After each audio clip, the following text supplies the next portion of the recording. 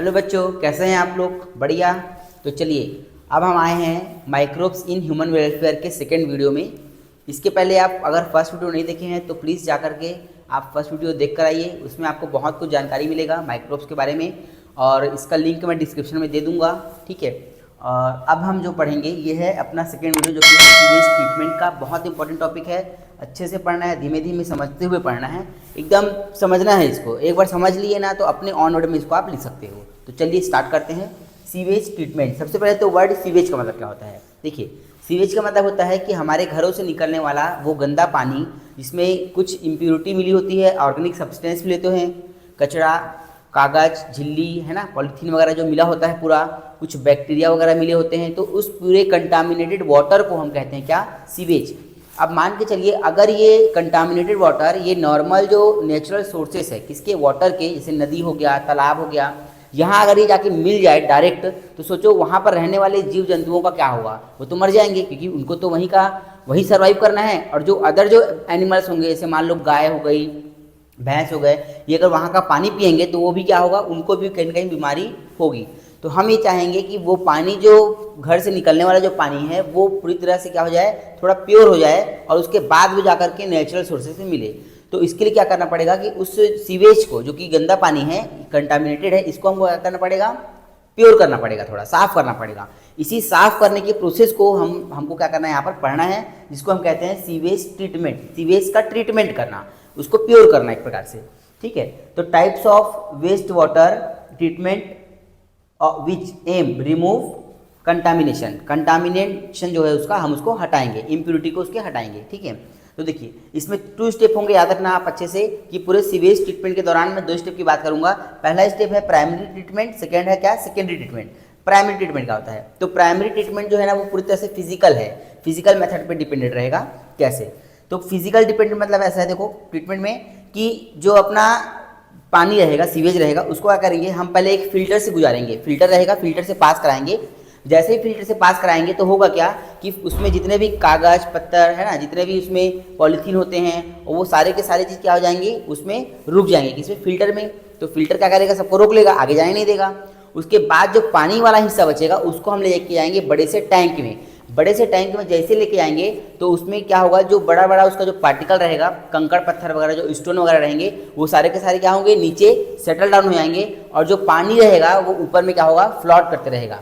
तो जो नीचे सेटल डाउन हो जाएंगे ना, हम इनको बोलेंगे क्या? प्राइमरी स्लज कहेंगे।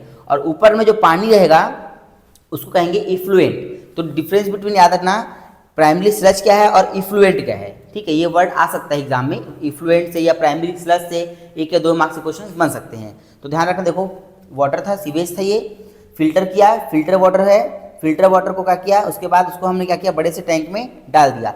कागज पत्थर जो रहेगा ना, कागज हो गया, पॉलीथीन हो गया, बाकी कपड़े क्लॉथ वगैरह जो भी होंगे वो सब यहाँ पर क्या होंगे? यहाँ पर रुक जाएंगे, ठीक है। उसके बाद जो पानी वाला हिस्सा बचेगा उसको डालेंगे बड़े से टैंक में। टैंक में डालेंगे तो नीचे जो रहेगा वो प्राइमरी स्लज, ऊपर जो रहेगा वो इफ्लुएंट, ये वाटर है, ठीक है। नेक्स्ट अपना आएगा क्या? सेकेंडरी ट्रीटमेंट, जो कि बायोलॉजिकल होता है, बायोलॉजिकल मेथड होता है। इसमें क्या करेंगे? जो इफ्लुएंट जो हमारा बना है इसको बाहर निकालेंगे, इसको क्या करेंगे? बाहर निकालेंगे। और इस एफ्लुएंट में इसमें इसको क्या करेंगे? एक एयर वाले टैंक में जाएंगे। एयर टैंक का मतलब होता है एक ऐसे टैंक में जहाँ पर खूब सारा क्या है? एयर है, ऑक्सीजन है, कहें तो एक प्रकार से ऑक्सीजन है। अब क्या होगा? जैसे ही ऑक्सीजन वहाँ रहेगा तो देखो क्या होता है ना, कि जो अपना बैक्टीरिया होता है वो एरोबिक भी होता है, एनारोबिक भी होता है। एरोबिक का मतलब वो बैक्टीरिया जो एयर के प्रेजेंस में सर्वाइव कर पाएंगे, और एनारोबिक का मतलब होता है वो बैक्टीरिया जो एयर के एब्सेंस में सर्वाइव कर पाते हैं, ठीक है।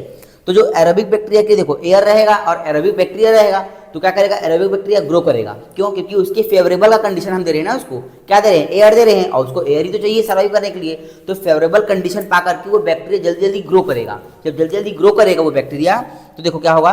Fast grow aerobic heterotrophs bacteria, formation of floc. क्या करेंगे? नीचे में एक फ्लॉक बना लेंगे। फ्लॉक का मतलब होता है ग्रुप, कॉलोनी बना लेंगे, किसका? बैक्टीरिया का। आगे देखते हैं। अब जो फ्लॉक ये बनेगा ना, इसका क्या होगा?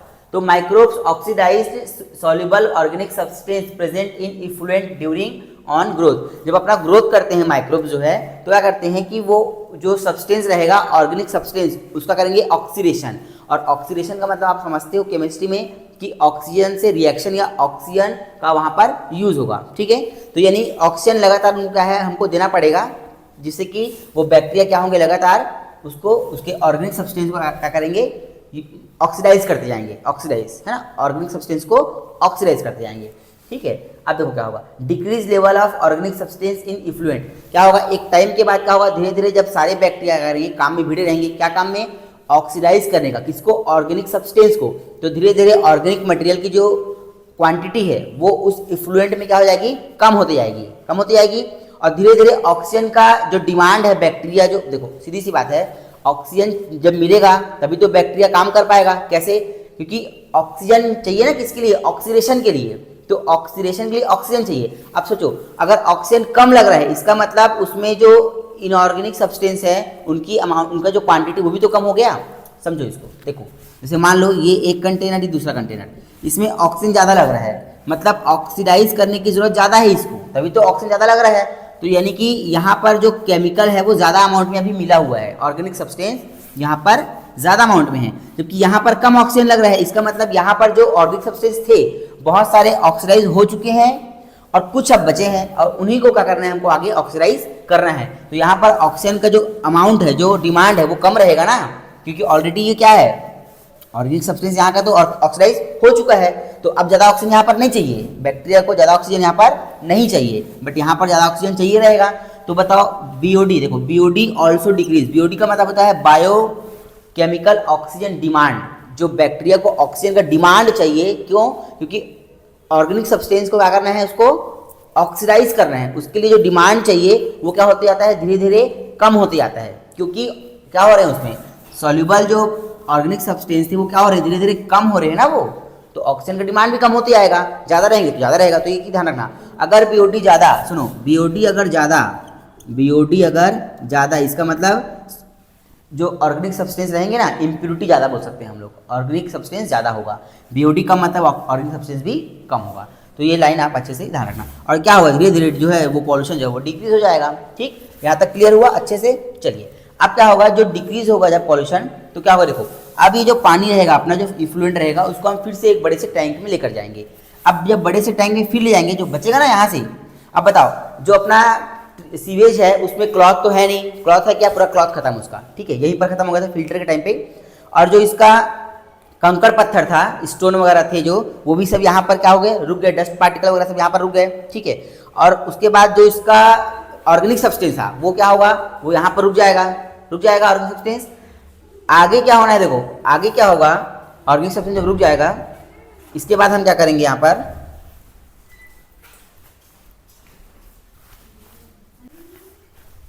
देखिए मैं क्या बता रहा था आपको कि ऑर्गेनिक सब्सटेंस जो है वो क्या हुआ, धीरे धीरे कम हो जाएगा, क्योंकि फिल्टर तो यहीं पर हो गया था, कागज पत्थर जो था वो यहाँ रुक गया, अब जो डस्ट पार्टिकल था, स्टोन था, वो यहाँ रुक गया। आगे जो बच गया क्या, अपना जो इफ्लुएंट है उसको हमने आगे भेज दिया, तो यहाँ पर क्या, जो बैक्टीरिया थे वो ग्रो किए, तो बैक्टीरिया ने एक काम कर दिया, क्या, अपना ऑर्गेनिक सब्सटेंस को पूरा निपटा दिया। अब उसमें ऑर्गेनिक सब्सटेंस भी नहीं है, अब क्या है, सिर्फ बैक्टीरिया है। अब उसको कैसे हटाएंगे हम, देखो क्या करेंगे, जो बैक्टीरिया है ना वो क्या है, एरोबिक है, मतलब उसको एरोबिक मतलब एयर चाहिए, किसके लिए, ग्रोथ करने के लिए। तो हम उस बैक्टीरिया को क्या करेंगे, मारना है हमको उसको, हम क्या करेंगे, उस बैक्टीरिया को ना एक ऐसे टैंक में लेके जाएंगे जहाँ पर एयर रहेगा ही नहीं।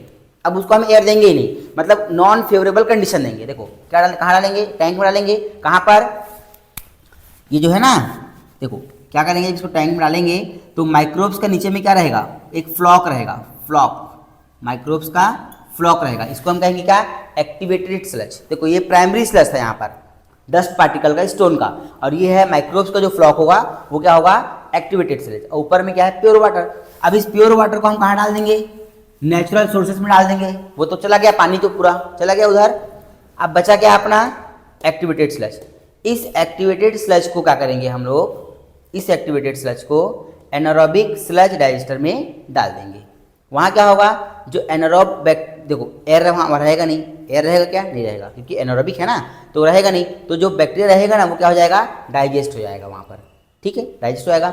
डाइजेस्ट होने के बाद क्या होगा, वहाँ पर जो मिथेनोबैक्टीरिया रहेगा वो एक एनारोबिक बैक्टीरिया होता है, ठीक है, वो इनको क्या कर देगा, डाइजेस्ट कर देगा, और वहाँ से गैस निकालेगा। कौन सी गैस, बायोगैस। बायोगैस का मतलब मीथेन निकालेगा, मेनली मीथेन रहेगा, लेकिन साथ साथ में CO2 और H2S भी रहता है। ये क्वेश्चन आया हुआ है AIPMT 2014 में, तो क्वेश्चन यहाँ से बहुत ज़्यादा पूछे गए हैं प्रीवियस ईयर में, आपको अच्छे से इसको पढ़ के जाना है, ठीक है। हो सकता है कि बोर्ड के एग्जाम में यहाँ से क्वेश्चन आ सकते हैं, शॉर्ट तो आ सकते हैं, लॉन्ग क्वेश्चन भी आ सकते हैं यहाँ से इस बार, कि प्राइमरी ट्रीटमेंट क्या है, सेकेंडरी क्या है। तो इसलिए बच्चों एक बार इसको देख करके चले जाना आप अच्छे से, ठीक है, ज़्यादा बड़ा टॉपिक नहीं है। हाँ, एक चीज़ और बता दूँ कि आज के डेट में जो मिनिस्ट्री ऑफ गवर्नमेंट है हमारी है, सरकार जो है, वो गंगा एक्शन प्लान है ना, यमुना एक्शन प्लान जो है, ये सब चीज़ें प्लान कर रही हैं, ताकि हम क्या करें, अधिक से अधिक सीवेज को बनाने के लिए क्या कर रहे हैं, सरकार जो है वो प्रमोट कर रही है, ठीक है, जिससे पानी जो है वो अधिक से अधिक क्या रहे, अपना सुरक्षित रहे और साफ रहे, ताकि पॉल्यूशन जो है, वाटर पॉल्यूशन जो कम से कम हो सके। तो प्लीज़ इस चैनल को सब्सक्राइब कर दें, बेल आइकन को प्रेस कर दें और पढ़ाई करते रहें, कंटिन्यू वीडियो देखते रहें, ठीक है। चलिए, ऑल द बेस्ट।